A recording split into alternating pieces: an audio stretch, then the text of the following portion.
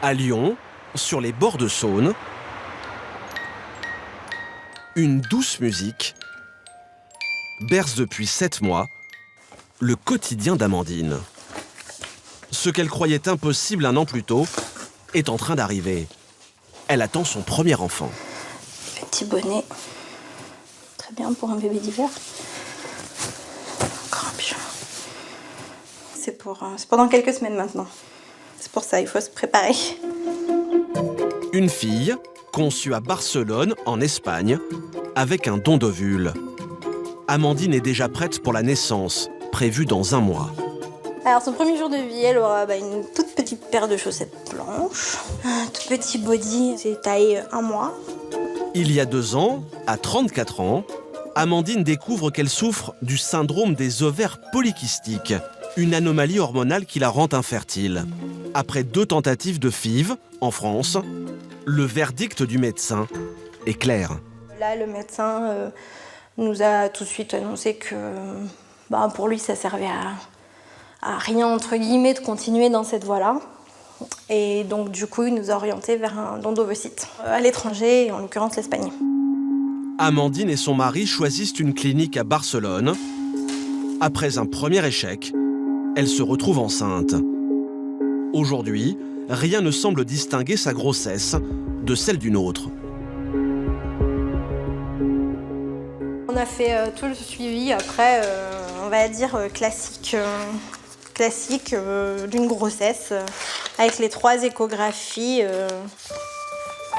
Pourtant, porter un bébé éprouvette n'est pas anodin. Amandine le sait, les risques d'hypertension et de complications sont 3 fois plus élevés que lors d'une grossesse classique, sans compter le risque de fausse couche. Mais au fil des semaines, les craintes de la jeune femme se sont atténuées. On aperçoit un tout petit peu sa petite tête, donc tout va bien. C'est ce qu'il faut retenir. C'est qu'elle va très bien, elle est dans les courbes de croissance et de poids, elle est parfaitement dans les courbes. Donc c'est un bébé qui se développe très bien, donc il n'y a aucun souci. Quoi qu'elle en dise, son bébé est placé sous haute surveillance, par ordre des médecins. Alors 2 fois par semaine, Amandine a rendez-vous chez la sage-femme. Bonjour. Elle bouge toujours autant? Ouais. Bon, tant mieux. À chaque séance, c'est la même question. Comment bat le cœur du bébé?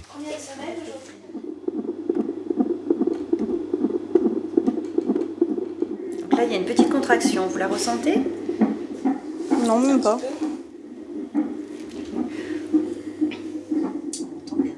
Oui. Amandine est soulagée. Mettre au monde un enfant né d'un don d'ovule, ce n'est pas évident. C'est un suivi qui a été très rapproché, je pense, qui a été justement généré par le fait que c'était une grossesse, on dira, à risque au début, et puis après, de moins en moins, c'est-à-dire au fur et à mesure où la grossesse évolue normalement, le suivi devient très classique. Un suivi qui prévoit aussi le soutien de la future mère, fragilisée par un parcours médical long et difficile.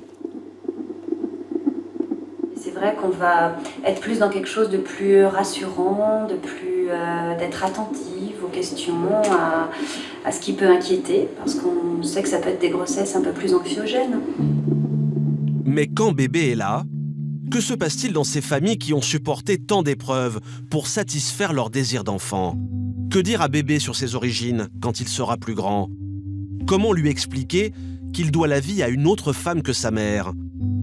Chaque année en France, des centaines de femmes revenues d'Espagne se posent la question. Dans le sud-ouest de la France, près de Cahors, un endroit calme et paisible. Mais depuis quelque temps, le silence est troublé par des cris d'enfants.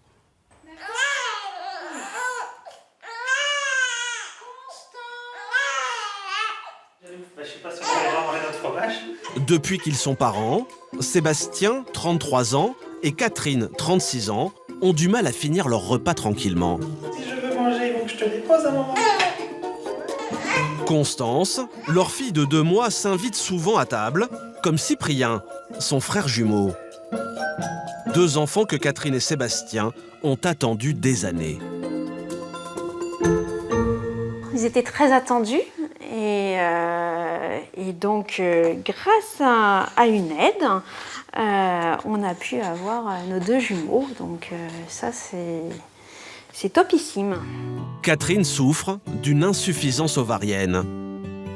Alors le couple s'est lui aussi rendu dans l'une des 200 cliniques espagnoles de PMA pour bénéficier d'un don d'ovocytes en un temps record. Et on a pris le diagnostic début septembre et fin novembre. Fin novembre, j'étais enceinte. Pour nous, ça nous semblait absolument improbable à ce moment-là de notre parcours. D'un point de vue génétique, Constance et Cyprien sont bien les enfants de Sébastien. Mais ils n'ont pas les mêmes gènes que Catherine. À faire appel à la donneuse, il n'y a aucun souci. En plus, après, je les ai portés. Donc, j'ai eu vraiment la grossesse où j'ai vu mon ventre grossir, etc. Donc, non, il n'y a vraiment pas de souci là-dessus. Mais pour faire plaisir à son épouse, pour qu'elle puisse s'approprier ses enfants, Sébastien a eu une idée quand il a déclaré les jumeaux à la mairie. Il ne leur a pas donné son nom. Donc, comme ils n'ont pas mes gènes, du coup, ils portent mon nom de 2 jeunes filles. Donc, c'est le petit clin d'œil. Donc là, le livret de famille, époux et l'épouse, moi, la maman Catherine, et ensuite Constance et Cyprien, au nom de... Voilà. Un geste symbolique, car pour la loi française, quel que soit le nom des enfants, Catherine est bien leur mère. Mais elle sait déjà qu'elle leur dira la vérité sur leur naissance. Un peu plus tard dans l'après-midi, les jumeaux ont de la visite. Et bonjour. Ça va? Une fois par semaine, Irène, la puéricultrice, passe à domicile pour vérifier la santé des jumeaux. L'occasion pour Catherine de lui demander conseil. C'est au niveau des yeux. C'est comme s'il faisait un peu de conjonctivite. Vous massez bien le coin de l'œil, là. D'accord. Parce que le canal lacrymal, il est là. Et Ah. quelquefois, il peut être un peu bouché. Irène rassure Catherine, Cyprien n'a pas de conjonctivite. Elle va maintenant contrôler son poids et sa taille, Voilà, ça fait 4,950 kg. et ça ne plaît pas du tout au petit garçon.